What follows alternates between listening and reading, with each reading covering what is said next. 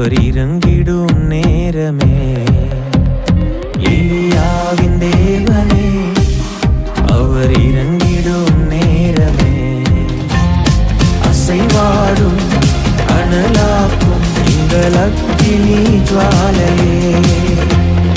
அசைவாடும் அனலாக்கும் எங்கள் அக்கினி ஜுவாலையே.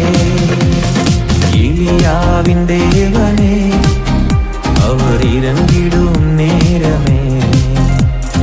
கர்த்தருடைய நாமம் மகிமைப்படுவதாக. ஆண்டவரும் அருமை இரட்சகருமாகிய இயேசுவின் நாமத்தினால இந்த புதிய நாளுக்காய் தேவனை ஸ்தோத்தரிக்கிறேன். நம் கண்கள் மூடி ஜெபம். ராஜாதி ராஜாவே எங்களோடு பேசுங்கப்பா, இயேசுவின் நாமத்தின் பிதாவே.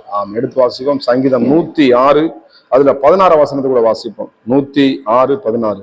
பாளையத்தின் அவர்கள் மோசையின் மேலும் கர்த்தருடைய பரிசுத்தனாகிய ஆரோனின் மேலும் பொறாமை கொண்டார்கள்.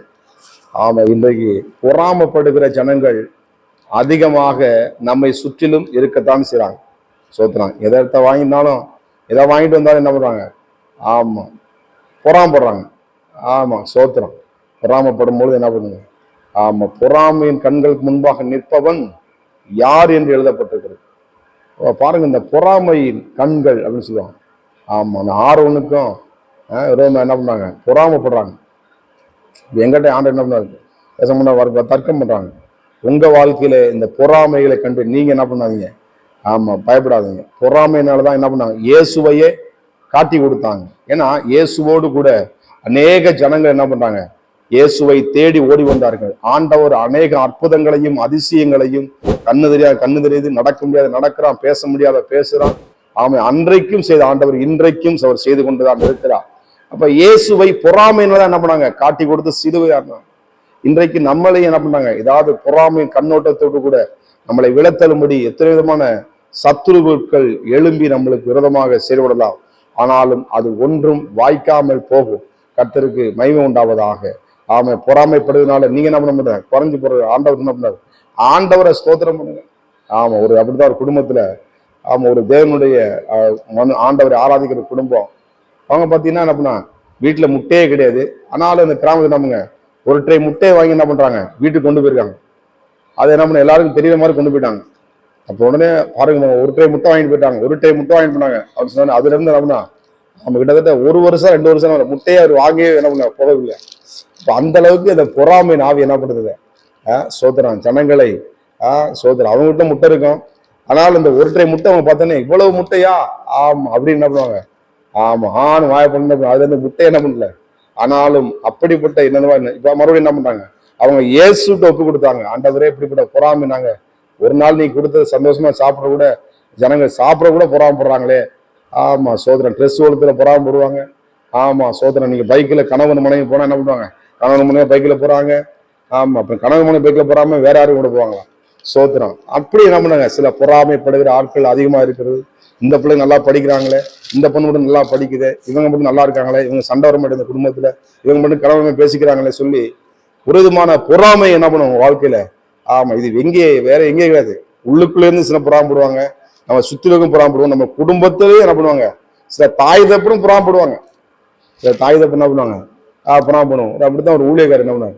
அவங்க அப்பா கூட்டிட்டு என்ன பண்ணாரு? பைசா எடுக்க ஏடிஎம் போயிருக்காரு. அந்த பாசம் ஏடிஎம் உள்ள எடுத்து பைசா எடுக்கும்போது ஏடிஎம்ல பைசா வரணும். அவரோட அவங்க அப்பாவுக்கு படிப்பறிவு இல்லாது. உடனே சொல்லுவாரு, என் மைன என்ன காடை உள்ள விட்டு என்ன பண்ண அப்படியே பணமா கொட்டு அப்படி என்ன பண்ணாரு அப்படி சொல்றாரு. அதுல இருந்து என்ன பண்ண அவன் ஏடிஎம் வேணா என்ன பண்ண எடுத்துட்டு அவ போறதில்லை. பாருங்க, இப்படிப்பட்ட குடும்பத்துக்குள்ளேயும் பொறாமை. இந்த பொறாமையின் கண்களுக்கு தப்பிக்க ஆண்டவராக இயேசு நம்மளுக்கு பாதுகாப்புற. பொறாமைப்படுவதோட என்ன பண்ண கூட்டத்தை கர்த்தர் அது மூடி போடுவார். கர்த்தருக்கு மகிமை உண்டாவதான். அதெல்லாம் சொல்லப்படுறது. பாருங்க, அந்த 106 நீ வாசினா அதுல 13ஆம் வசனம் 16 வசனம் 17 சொல்லும். பூமி பிளந்து கூட்டத்தை என்ன பண்ணுது? மூடி போட்டது. இன்றைக்கு உங்களுக்கு விரோதமாய் எழும்புகிற கூட்டத்தை நம்ம ஆண்டவர் மூடி போடுவார். கர்த்தருக்கு ஸ்தோத்திரம். எந்த அளவுக்கு பொறாமப்பட்டீங்க, அந்த அளவுக்கு உங்களை பொறாமப்படுறாங்களோ அந்த அளவுக்கு கர்த்தர் என்ன பண்ணுவாங்க? உயர்த்த அவர் வல்லமுள்ள தேவனை. யோசேப்பு மேல பொறாமை கொண்டாங்க, அவர்கள் சகோதரர் பொறாமை கொண்டாங்க, குழியில தள்ளி போட்டாங்க. ஆனாலும் பாருங்க, ஆண்டவர் எகிப்தின் அதிபதியாய் ஆண்டவர் யோசேப்பை உயர்த்தின ஆண்டவர். எந்த பொறாமையும் நம்மளை ஒண்ணு செய்ய முடியாது. எந்த சத்துருவும் ஒண்ணு செய்ய முடியாது. நமக்கு விரோதமாய் உருவாக்கப்படுகிற எந்த ஆயுதங்களும் வாய்க்காதே போகும். நீங்கள் இன்னும் முன்னேறி செல்வீங்க, இன்னும் நீங்கள் ஆஸ்வதிக்கப்படுவீங்க, இன்னும் உங்கள் குடும்பம் பழுகி பெருகி ஆமை பூமியை நிரப்பும். கர்த்தரால் நீங்கள் ஆஸ்வதிக்கப்பட்டவர்கள். தேவனுடைய ஆசீர்வாதத்தை நீங்க நிச்சயமாய் சுதந்திரத்துக் கொள்ளுங்க. எந்த பொறாமையும் உங்களை ஒன்றும் செய்ய முடியாது. நம்ம கண்கள் ஜெபம் பண்ணுவோமா?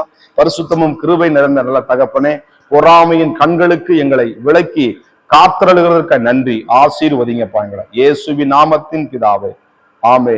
God bless you. கர்த்தர் உங்களை ஆசீர்வதிப்பாராக. நான் ஒருவன் மாத்திரம் நீந்திருக்க பாகாலின் படைகளை எதிர்த்திடுவேன். நான் ஜெபிக்க ஜெபிக்க அவர் தலையசைப்பார், ஜெபிக்க ஜெபிக்க அவர் தலையசைப்பார்.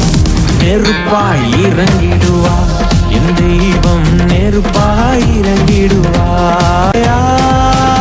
ஆவியே,